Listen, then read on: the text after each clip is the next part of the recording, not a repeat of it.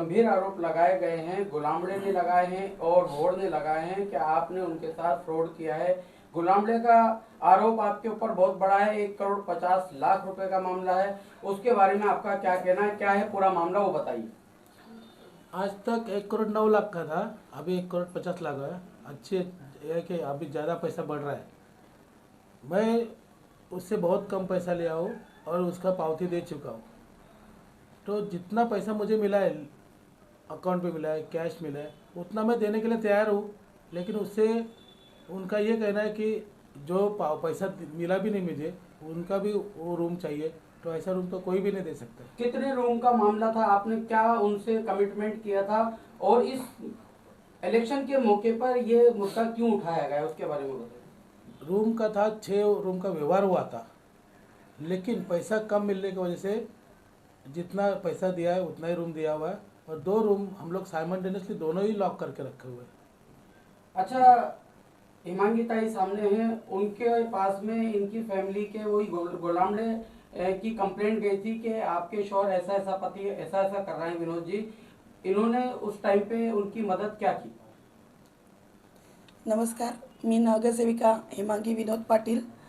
सुरुवातीला हा विषय फक्त विनोदसाठीच मर्यादित होता, पण नगरसेविका असल्यामुळे जेव्हा हा विषय माझ्याकडे आला तेव्हा मी पूर्ण विषय समजून घेतला। हा विषय 3 भावांचा होता। 3 भावांनी मिळून विनोदकडे रूम घेतलेले होते, पण त्याच्यामध्ये पेमेंट कमी असल्यामुळे 4च रूमचं पेमेंट आलं, ज्याच्यावर मोठ्या भावाचा कब्जा आहे। आणि 2 रूमचं पेमेंट न आल्यामुळे ते जे दिलं गेलं नाही आहे त्या रूममध्ये ते दोघं दुसरे 2 भाऊ राहत आहेत। तर त्या 3 भावांमुळे मध्ये जो वाद झाला त्याच्यामुळे हा विषय थांबलेला आहे। आमचा विषय एवढाच आहे की तुम्ही तुमच्यामधला वाद संपवा, काय आहे ते क्लिअर करा, आमचं उरलेलं पेमेंट करा आणि 4 रूम 6 रूम जे पण तुमचे येत आहेत ते तुम्ही घ्या। पण त्यांचा आपापसातलाच विषय संपत नाही आहे, पेमेंटचा विषय संपत नाही आहे आणि हा विषय आज वर्षानुवर्ष पुढे ढकलत चाललेला आहे। तर माझं एवढंच म्हणणं आहे की जर विषय कोर्टात आहे, आपण बसून ऑफिसमध्ये बसलेलो विषय केलेला आहे। आत्ता 2 महिन्यापूर्वी तिन्ही भावांच्या बायका माझ्या ऑफिसला आल्या आणि स्वतः येऊन बोलल्या की ताई, आम्हाला पण सगळीकडे फिरून कंटाळा आला, कोर्टमध्ये जाऊन कंटाळा आला, तर आपण हा विषय संपवूया। मला पण आनंद झाला की अरे वा, इतक्या वर्षांनी तिघी पण एकत्र आल्या, विषय संपणार आहे। मी त्यांना म्हटलं तुमच्या हक्काचं तुम्हाला द्यायचंच आहे, आम्हाला काही ते घ्यायचं नाही। तुमचा 1 रुपया आम्ही घेणार नाही, आमचा 1 रुपया तुम्हाला देणार नाही। जे काय असेल ते तुम्ही तुमच्या हिशोबाप्रमाणे क्लिअर करा, तिन्ही भाऊ बसा, विषय संपवा आणि आम्हाला येऊन सांगा की आमचं असं असं झालेलं आहे फायनल आणि आपण तो विषय संपवू। आणि त्यानंतर आज अचानक काल रात्री त्यांच्या मोठ्या भावाने आणि त्यांच्या पत्नीने ही जी बाईट दिली आहे, तर मला असं म्हणायचं आहे की हे फक्त आणि फक्त विनोद पॉलिटिक्समध्ये उतरला आहे पक्षाने। आज आप्पांनी, क्षितिजदादांनी विनोदवर विश्वास ठेवला आहे, नागरिकांच्या मागण्यांनी आज विनोदला आप्पांनी तिकीट दिलं आहे आणि ते मिळू नये किंवा त्यामध्ये त्याला विजय मिळू नये म्हणून ह्या लोकांनी आणि हे पत्रकार लोक जे आमच्या विरुद्ध काहीही पुरावा सहनिशा न करता ह्या जे बाईट म्हणतायत आणि स्वतः जज असल्याचं सिद्ध करतायत, तर त्याच्यावर मला ॲक्शन घ्यायची आहे की जेणेकरून विनोदला ह्या येत्या निवडणुकांमध्ये जे त्यांनी थांबवण्याचा प्रयत्न केला किंवा लोकांमध्ये गैरसमज निर्माण करण्याचा प्रयत्न केला आहे, त्याच्यासाठीच आज हे आम्ही न्यूज रिपोर्टरना बोलावलं आहे आणि आमचं मत मांडायचा प्रयत्न केला आहे की जो गैरसमज निर्माण करतायत आणि विनोदच्या बाबतीत चुकीच्या बातम्या पसरवण्याचा प्रयत्न करतायत, त्याच्यावर मी नक्कीच लीगल ॲक्शन घेणार आहे। आणि तुम्ही सगळ्या पत्रकारांनी आम्हाला ह्याच्यामध्ये सहकार्य करा। त्यांच्या फॅमिलीतली लोकंसुद्धा आमच्या जोडीला आहेत, ते सुद्धा सत्य सांगायला तयार आहेत की वस्तुस्थिती काय आहे, विषय कशासाठी थांबलेला आहे, आम्ही खरंच अन्याय केलेला आहे की नाही केलेला आहे, हे सुद्धा ते मांडायला तयार आहेत। तर त्याची शहानिशा करून प्रत्येक पत्रकारांनी नाण्याच्या दोन्ही बाजू ऐकाव्या, एका बाजू ऐकून आपले मत मांडून कोणाची बदनामी करू नये, हे मी तुम्हा पत्रकारांना विनंती करते। कुठल्याही सामान्य नागरिकावर असा अत्याचार करू नका, दोन्ही बाजू ऐका आणि आपले मत मांडा, एवढीच विनंती आहे। गुलामड़े परिवार से उनकी भाभी मौजूद हैं, आप बताइए कि जब विनोद जी के ऊपर एफआईआर दर्ज हुई तो क्या आपकी मर्जी से हुई उनके ऊपर, और उनका और आपका क्या इंटीरियर जो मामला है वो क्या है, घरेलू जो विवाद है वो क्या है? खरं तर बोलायला गेलं, मला आधी काय ह्याच्यामधलं काहीच माहिती नव्हतं. आधी काय होतंय काय नाही ह्याची मला खरंच कल्पना नव्हती.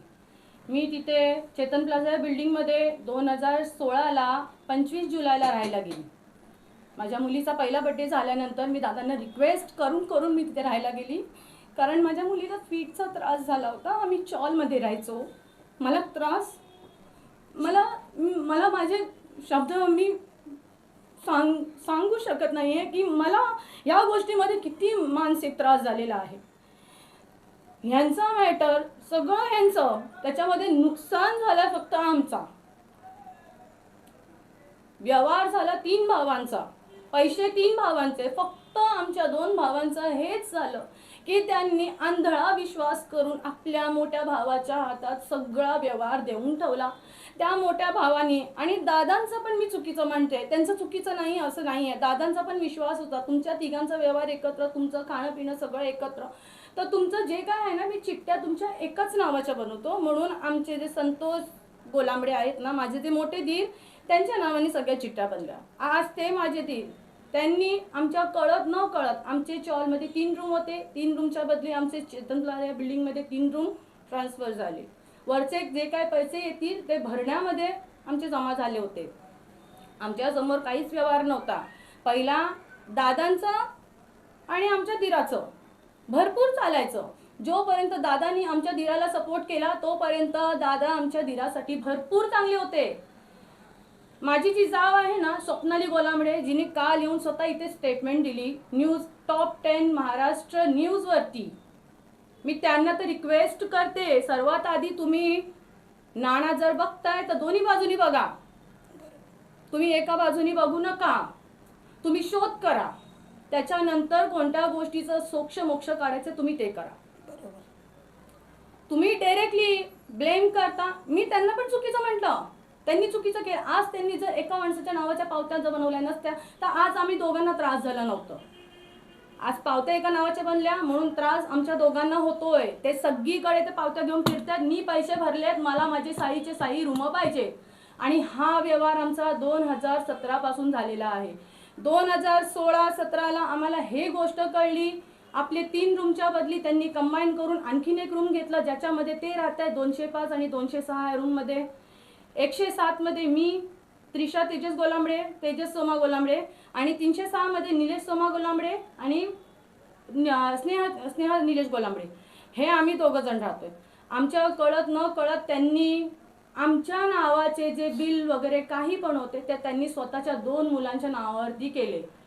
त्यांनी ॲग्रीमेंट कधी बनवली, त्यांनी लाईट बिल कधी लावले, ह्याची आम्हाला खरंच कल्पना नव्हती. याचा उत्तर विचारायला आम्ही सरळ दादापर्यंत पोहोचलो की दादा, आमच्या नावाची ॲग्रीमेंट किंवा लाईट बिल न लागता तुम्ही त्यांच्या मुलांची नावाची ॲग्रीमेंट लाईट बिल कशी बनवली? तर दादांनी आम्हाला सरळ उत्तर दिलं, मला ह्यातलं काहीच माहिती नाही.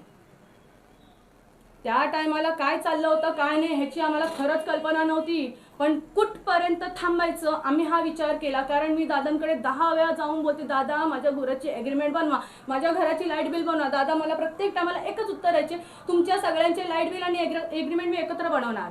मग हे आमचे एकत्र बनता बनता 4 रूमची ॲग्रीमेंट आणि लाईट बिल कशी बनली मला तुम्ही ते सांगा.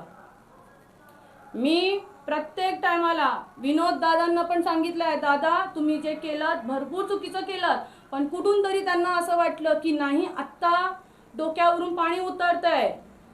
मला नाही जमलं, मी अप्पांपर्यंत गेली, अप्पांना सांगितलं, अप्पांनी सगळ्यांना बोलवलं, अप्पांनी सांगितलं ह्यांचा मॅटर क्लिअर करा, जो काय आहे ते व्यवस्थित बघा.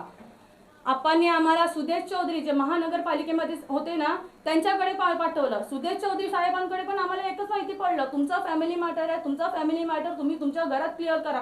तुम्ही 10 लोकांना सांगत बसाल, 10 लोक तुमचा तमाशा बनवतील, खेळ करतील, त्यापेक्षा तुम्ही तुमच्या घरात संपवा. ह्यांनी काय तो मॅटर संपवला नाही. सुदेश चौधरीकडून आम्हाला पाठवलं गेलं प्रशांत राऊत साहेबांकडे.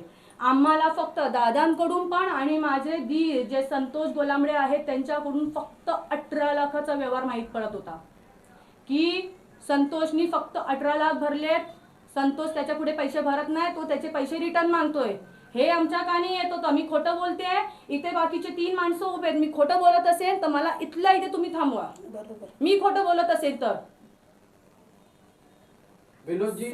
विनोद जी, आप ये बताइए कि महाराष्ट्र उपाध्यक्ष आगरी सेना के कैलाश पाटिल जी ने ये मैटर लिया है और टॉप 10 महाराष्ट्र न्यूज और कई चैनलों पे ये आपके ऊपर जो आरोप लगे हैं गंभीर, उसके बारे में न्यूज़ चल रही है।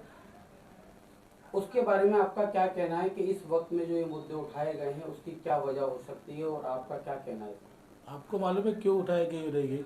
इलेक्शन में मैं खुद खड़ा हूँ, इसलिए वो परेशान करने के लिए या अपप्रचार करने के लिए, मेरा प्रचार रुकाने के लिए गई तो मेरा नाम खराब करने के लिए कर रहे हैं।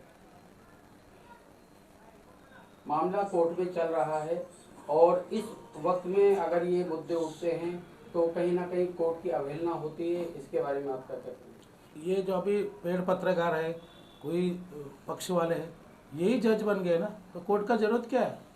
कोर्ट का जरूरत नहीं है, कोर्ट बंद करवा दो, इन्हीं के इधर जाओ, मामला पैसा दो और ख़त्म कर दो। कहाँ से भी पैसा पूछे पक्ष से पैसा उठाने का और अपने जज बनने का, कुर्सी पे बैठ के और डिक्लेयर करने का ये चोर है, ये मुजरिम है, ये यही चालू है। तो कोर्ट बंद करवा के इनके पास ही न्याय के लिए आ जाओ सब लोग। अगर तुम लोग को न्याय देने का तो दोनों बाजू सुनो, एक ने पैसा दिया तो दूसरी का भी बाजू सुनो ना कि क्या है, और इसका जल्द से जल्द आपको पता चलेगा कि क्या होने वाला है। क्या आपने कभी आगरी सेना के कैलाश पाटिल साहब से इस बारे में बात करी कि भाई मेरे ऊपर जो आरोप लग रहा है ये बिल्कुल गलत नहीं, है? आपकी तरफ से मेरे को मालूम पड़ रहा है कि आगरी सेना इन्हें मुद्दा उठाया है। ये हमारे दोस्त है अच्छे, लेकिन दोस्ती हम लोग निभाने के लिए तैयार। मैं भी खुद आगरी हूँ, तो उन्होंने सोचना चाहिए था कि अपना आगरी बंदा है तो उनको भी पूछना चाहिए था, बाबा तुझं काय झालं, तू असं का करतो? ते एक शब्दाने विचारलं असतं, आमचे मित्र आहेत, आमचे पार्टनर होते, तर त्यांनी विचारलं पाहिजे ना की बाबा तू असं का केलंस, याचं काय मॅटर आहे? याच्या अगोदर पण 2-3 मॅटरसाठी आम्ही त्यांच्याकडे गेलेलो आहेत, त्यांनी विचारून बोलून झालेलं आहे। मग आता का नाही विचारलं हे तुम्ही त्यांना विचारा। तुम्ही जर आगरी सेनाकडून आगरी लोकांना त्रास देणार असेल तर मग हा कुठला न्याय झाला? लक्ष्मण भुवर का क्या है मामला? लक्ष्मण भुवर का मेरे पास खाली 10 बाय 15 का गाला था। अभी वो उसको लालच बढ़ गई है, उसको 2 1 BHK चाहिए। मैं बोला या तो एक 1 BHK लो, या तो ये 10 बाय 15 का कोविड से लेट हुआ है थोड़ा सा, 10 बाय 20 का लो। तो उनको लालच ज़्यादा आई हुई है, तो वो ऐसा कर अब रहे वो हैं। कुछ आरोप लगा रहे हैं कि गाले के बारे में, कारगिल नगर का कुछ 1 करोड़ का गाला है, वो क्या है? अच्छी बात है, 1 करोड़ का गाला कारगिल में मिलता है, ये आज मेरे को मालूम पड़ा। तो मेरे एक्चुअली क्या है, सच क्या है, आपसे पूछ। 10 बाय 12 का 1 करोड़ में बेचो या 15 करोड़ में बेचो, हम लोग को क्या है उससे लेना? जो मैं देने वाला हूँ वो ले लो। गाले के बदले गाला आपको देना था, उसके बारे में देने के लिए आज भी तैयार हूँ, लेकिन उनको चाहिए कि वो गाला भी दो, या तो इधर एक एक्स्ट्रा रूम भी दो, या तो दो बेडरूम वाले 2 रूम दे दो। ऐसा भी आरोप आपके ऊपर लगाया गया है कि वो जो बिल्डिंग का आपको इनकी फैमिली की तरफ से, गुलामड़े की फैमिली की तरफ से आपने कमिटमेंट किया था कि हम लीगल बिल्डिंग में आपको फ्लैट देंगे, और बोर्ड के साथ में भी यही बात हुई है। तो इन दोनों जगहों पे लीगल बिल्डिंग तो है नहीं, इलीगल बिल्डिंग है, उसके बारे में क्या कहेंगे? नहीं, उनका कौन सा लीगल था तो मैं लीगल बात करूँ क्या? वो जो है वही सबको मालूम है। ठेवायचे जी. परत मला माझी गोष्ट, माझं एकच रिक्वेस्ट आहे, आज मी फेस टू फेस सगळ्यांच्या समोर आहे। खरंच गट्स लागतं स्वतःच्या फॅमिली। मी लढत नाहीये कोणासोबत, मी भांडतही नाहीये, मी माझ्या हक्कासाठी, माझ्या नवऱ्याने आज गेली कित्येक वर्ष वजन उचलून रनिंग ट्रेनमध्ये बॉक्स उतर चढ केलेला नाही। मी त्या हक्कासाठी लढते आणि मी शेवटपर्यंत लढणार। जिथे मला बोललं जातं की तुम्ही त्यांना सपोर्ट करा, तुम्ही त्यांचं बघा काय ते, मी माझं बघून घेईन। मी हमेशा, मला ताईंनी सांत्वना दिलेली आहे, त्यांच्याकडून मला विश्वास आलाय, तुला तुझा रूम भेटेल। तुमच्या हक्काचं तुम्हाला नक्कीच कोणाच्या मिळेल. बापामध्ये हिम्मत नाही आहे तेजस गोलांबडेच्या रूमला हात लावायचा किंवा तेजस गोलांबडेला हात लावायला, कारण त्रिशा गोलांबडे त्याच्या समोर उभी आहे। जो व्यवहार आहे तो व्यवहार क्लिअर करा। आम्हाला कोणाच्या कोणत्याही वैयक्तिक भांडणामध्ये लेणं देणं नाही आहे। तुमचं काय झालं काय नाही, काल पण स्वप्नाली गोलांबडे जे माझे जाव आहेत त्यांनी सरळ सांगितलं, माझी फॅमिली म्हणजे माझा नवरा आणि मी। मग तुम्ही आमच्याकडून कोणत्या प्रकारची एक्सपेक्टेशन करता हे फक्त आम्हाला सांगा। चुकीची बाजू आम्ही मांडणार ना आणि खोटं बोलणार नाही। आधीपासून खरं बोलत होतो आणि खरंच बोलत राहणार. खरं हे आहे, व्यवहार 3 भावांचा होता, पैसे 3 भावांचे होते. जे काय आहे ते 3 भावांना न्याय भेटला पाहिजे. प्रशांत राऊत साहेबांकडे हिशोब झाल्यानंतर माझ्या डोळ्यासमोर एकच उत्तर आलं, 82,50,000 रुपये पे आहेत. त्याच्यामध्ये पण आमच्या जुन्या घराचे CM नगरचे या 3 भावांचे रूम जमा झाले होते. ते मोजून 82,50,000 रुपये झाले होते. त्याच्या हिशोबामध्ये मी स्वतः हिशोब केलं, 4 रूम बसतायत. बरोबर. 4 रूम मधून पण वरती काय पैसे जर वाचत असतील, मी हे पण सांगितलं, तुम्हाला विश्वास नसेल तुम्ही दादांकडून ताईंकडून लेखीमध्ये घ्या, देऊ ना. आपण पण लेखीमध्ये घेऊ. तोंडी व्यवहार कोणासोबत करायचा नाहीये, कारण तोंडी आज व्यवहार केला मी खड्ड्यात पडली, मला परत खड्ड्यामध्ये पडायची इच्छा नाही आहे. आणि मी त्यांना रिक्वेस्ट करते, माझ्या दिराला आणि माझ्या जावांना, मी खरंच काय चुकीचं आणि खोटं बोललेली नाही आहे. धन्यवाद. तुम्हाला ह्याच्यासाठी कोणती पण गोष्ट माझ्यासाठी माझ्यावर बिंदास तुम्ही रागवा, कारण मी सत्याचा माणसावर हमेशा सगळेजण रागवतात, सगळेजण बोलतात आणि त्याला नावं ठेवतात. ही गोष्ट मला अजूनपर्यंत प्रूव्ह झालेली आहे. जो काय व्यवहार आहे तो क्लिअर करा. माझी बस एकच इच्छा तुमच्याकडे हात जोडून, बाकी काहीच नाही. तुम्ही 10 रूम घ्या, तुमच्या चांगल्या कर्माने तुम्ही 10 रूम घ्या, 12 रूम घ्या, मला गरजच नाहीये. पण जे माझ्या नवऱ्याचं आणि माझ्या धीराचं बिचाऱ्यांचं जे मेहनतीचं अडकलं आहे ना, त्याला सोडवा. बस माझी एवढीच इच्छा, बाकी काही नको. हिशोब आम्ही भरपूर वेळा केला ताईंसोबत, पण ते नाही झालं क्लिअर. पण आत्ता कुठेतरी झालं पाहिजे. धन्यवाद.